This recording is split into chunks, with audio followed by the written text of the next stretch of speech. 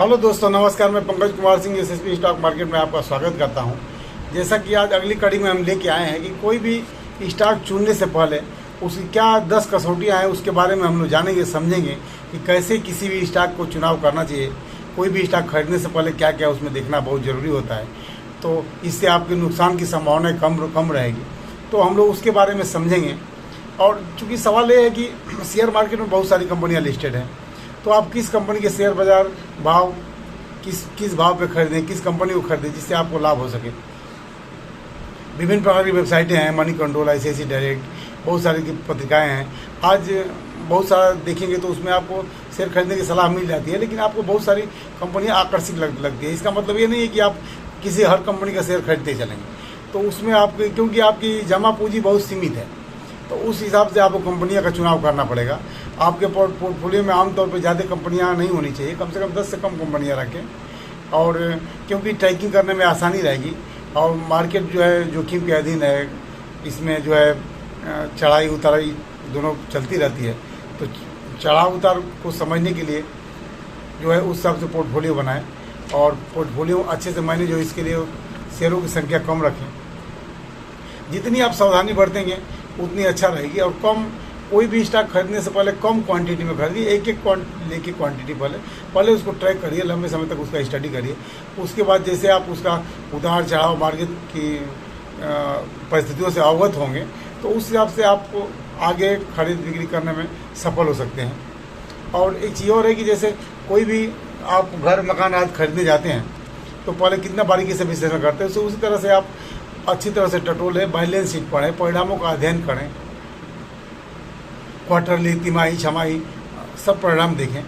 और क्योंकि आपका लक्ष्य दीर्घकालीन निवेश होना चाहिए, शुरुआत में सिर्फ प्रतिष्ठित कंपनियों को ही चुनें, जिसके पास पुराना सफलता का रिकॉर्ड अच्छा हो, उस टाइप की कंपनियों में पैसा लगाएं।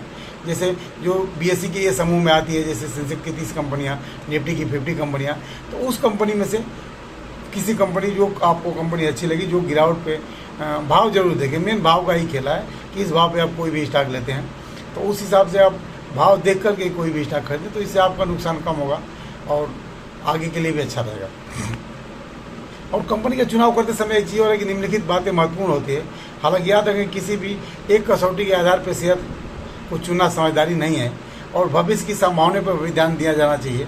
जब कंपनी की कई कसौटी पर खरी उतरे तभी उसमें खरीदना अच्छा होता है। उसमें कुछ कसौटी हम बताएंगे, 10 कसौटियाँ बता रहे हैं कि जो आपके लिए चुनने समय लाभदायक रहेगी। जैसे किसी कंपनी के शेयर को चुनते समय PE रेशियो जरूर देखें, प्राइस अर्निंग रेशियो पे सबसे ध्यान देना बहुत जरूरी होता है। PE रेशियो शेयर के भाव और कंपनी की प्रति शेयर आमदनी या EPS का अनुपात बताता है, तो उसको बहुत देखना जरूरी है। PE रेशियो का मतलब ये है कि आप जिस भाव पर शेयर खरीद रहे हैं, कंपनी आपके शेयर पर उतने रुपए कितने साल में कमा कर दे सकती है। अगर PE रेशियो 3 का है, तो मतलब है कि कंपनी अगर इसी तरह प्रगति करती रहे तो वह 3 साल में आपके शेयर पर उतने रुपए कमा सकती है। आमतौर पर PE रेशियो, जो कम PE रेशियो वाली कंपनियां दीर्घकालीन दृष्टि से ज़्यादा अच्छी मानी जाती है। बहरहाल यह भी याद रखें कि PE रेशियो कम होने का एक कारण ये भी हो सकता है कि उस कंपनी का पुराना रिकॉर्ड या तो अच्छा है, लेकिन उसकी भविष्य में संभावनाएं बहुत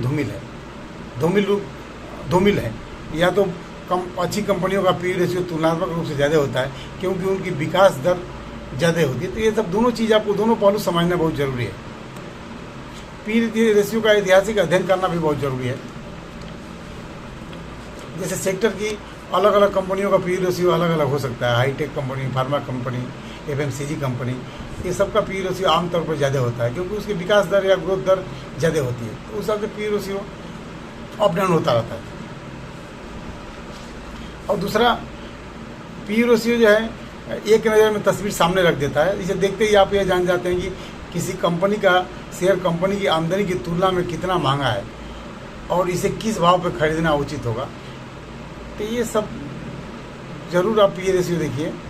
और अगले रूप में हम देखेंगे, अगले में ग्रुप पोजीशन का मतलब होता है कि अपने इस सेक्टर की बाकी कंपनियों की तुलना में किसी कंपनी की क्या स्थिति है। उदाहरण के लिए, अगर स्टील सेक्टर में टाटा स्टील लीडर है यही कारण है कि इसके शेयर का भाव थोड़ा ज़्यादा लगता होगा, लेकिन इसे खरीदना ज़्यादा सुरक्षित भी रहेगा। जब आपको कोई सेक्टर आकर्षक लग रहा है तो अग्रणी सेक्टर की अग्रणी कंपनी के शेयर खरीदना ही हमेशा अच्छा होता है, क्योंकि उसकी विकास दर ज़्यादा होने के कारण उसके शेयर भाव ज़्यादा बढ़ते हैं। इसके अलावा चूंकि वह कंपनी अपने सेक्टर में अग्रणी होती है, इसके लिए उसके शेयर के भाव ज़्यादा समय तक गिर नहीं सकते। तो ये सब आप जरूर देखिए। जैसे ITC, Reliance, ONGC, Tata steel, BHEL इत्यादि कंपनियां अपने सेक्टर में लीडर हैं। अब हम ये जानेंगे बुक वैल्यू। किसी कंपनी के शेयर को चुनते समय बुक वैल्यू का ध्यान रखा जाना चाहिए। बुक वैल्यू का मतलब होता है कि किसी कंपनी के प्रति शेयर कुल कितनी मूर्त संपत्ति है, फिजिकल एसेट उसका कितना है, ये बुक वैल्यू होता है। जैसे मान लीजिए अगर किसी बीपीसी, फेरो एयरलाइंस, कोई भी कंपनी का बुक वैल्यू अगर 345 रुपये है, जबकि इसके शेयर का भाव 150 रुपये है, तो इसका मतलब ये हुआ कंपनी का शेयर खरीदने लायक है, क्योंकि कंपनी के पास शेयर के भाव से दुगुनी संपत्ति है। लेकिन ध्यान रहे, बुक वैल्यू सिर्फ कंपनी की मूर्त संपत्ति बताती है। हाईटेक कंपनियों में बुक वैल्यू का कोई खास महत्व नहीं होता है। ये सब आपको समझना पड़ेगा, पढ़ना पड़ेगा। तो स्टडी, पढ़ाई पे ध्यान देना बहुत ज़रूरी है कि इससे रिलेटेड आप ज्ञान को कहीं भी बुक से, किताब से, कहीं से भी, नेट से, कहीं से भी आप जानकारी इस पर ले सकते हैं। अब हम जानेंगे डिविडेंड। हर साल डिविडेंड देने वाली कंपनियों के शेयर खरीदना लाभदायक होता है, क्योंकि डिविडेंड पर टैक्स नहीं लगता। पिछली बार भी मैं आपको बताया था वीडियो में कि डिविडेंड वाले स्टॉक जरूर रखें, क्योंकि आपको उसमें बैंक से ज़्यादा ब्याज मिलता रहेगा, डिविडेंड आता रहेगा, तो आपके लिए फायदा का सौदा हो सकता है। हर साल डिविडेंड देने वाली कंपनियों के शेयर लाभकारी होता है खरीदना, क्योंकि डिविडेंड पर टैक्स नहीं लगता और डिविडेंड एक तरह से ब्याज का काम करता है। सभी प्रतिष्ठित कंपनियां डिविडेंड देती हैं और अधिकांश सफल कंपनियां तो साल में 2 बार, 3 बार, 4 बार भी डिविडेंड देती है। टीसीएस है, 4 बार डिविडेंड देती है साल में। सेल है, गेल है, भेल है, तो ये सब बहुत सारी कंपनियां जो है आपको डिविडेंड देती है। और आपको ओएनजीसी है, इन्फोसिस है।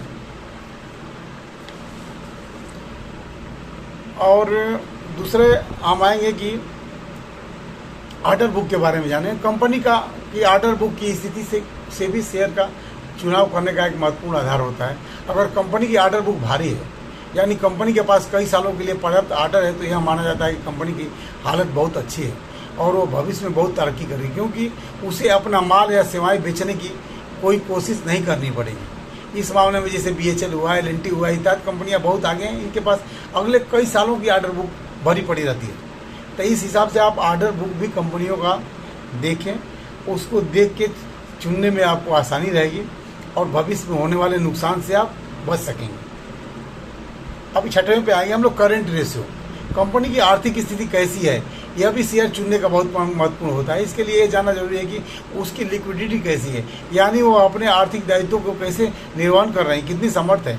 अगर कंपनी अपने खर्च उठाने में समर्थ नहीं है तो अपनी महत्वपूर्ण संपत्तियां बेचना पड़ सकती है, तो इससे आगे चलकर वह दिवालिया भी हो सकती है।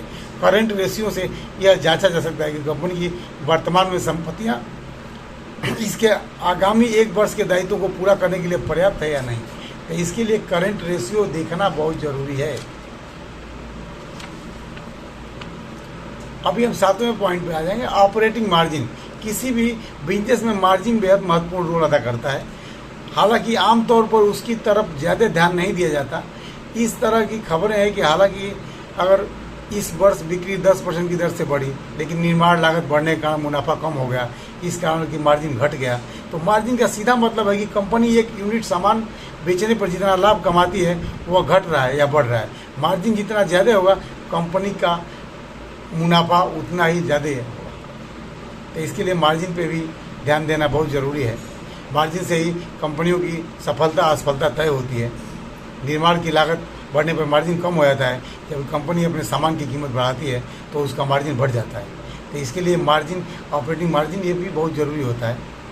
अब 8वें पॉइंट पे आएंगे, बिक्री लाभ में प्रति वर्ष वृद्धि। कंपनी का शेयर खरीदते समय उसके पिछले रिकॉर्ड की जांच भी करनी चाहिए। अगर कंपनी की बिक्री और लाभ हर वर्ष बढ़ रहे हैं तो उस कंपनी को विश्वसनीय माना जाता है। यह न भूलें कि अच्छी कंपनियों का रिकॉर्ड अच्छा होता है। अगर 5 साल का रिकॉर्ड बताता है कि कंपनी की बिक्री और लाभ हर साल बढ़ रहे हैं तो यह विश्वास किया जा सकता है कि ये भविष्य में भी प्रगति करेंगे।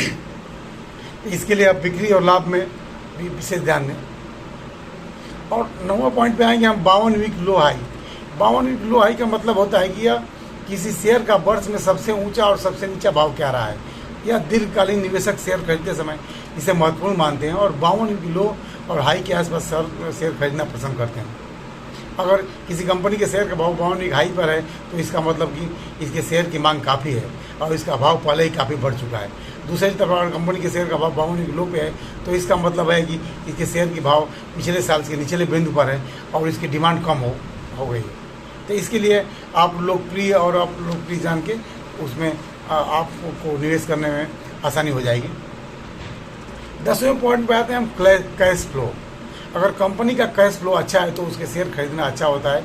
अच्छे कैश फ्लो का मतलब होता है कि कंपनी को बिजनेस से न सिर्फ अच्छी आमदनी हो रही है बल्कि वो बचत भी कर रही है। अच्छे कैश फ्लो वाली कंपनियां अच्छा डिविडेंड भी देती हैं, शेयर बाई बैक करती हैं और दूसरी कंपनियों को खरीदती हैं और पूंजी की कमी उनके व्यापार के विस्तार में कभी आड़े नहीं आती है। तो इस तरह से मैं 10 पॉइंट बताया आपको, 10 कसौटियाँ की जिसके आधार पर आप शेयर खरीदने में आपको बहुत आसानी होगी और अब लाभ कमाएंगे, नुकसान नहीं होगा। इसी के साथ दोस्तों चैनल को लाइक करिए, सब्सक्राइब करिए, बेल आइकन जरूर दबाएं और ज़्यादा से ज़्यादा चैनल को शेयर करिए, लाइक करिए। और अगली कड़ी में हम शेयर बाज़ार उठने और गिरने के 10 कारण का अवलोकन करेंगे। तो नेक्स्ट एपिसोड में ज़रूर देखें और तब तक के लिए धन्यवाद। Thank you.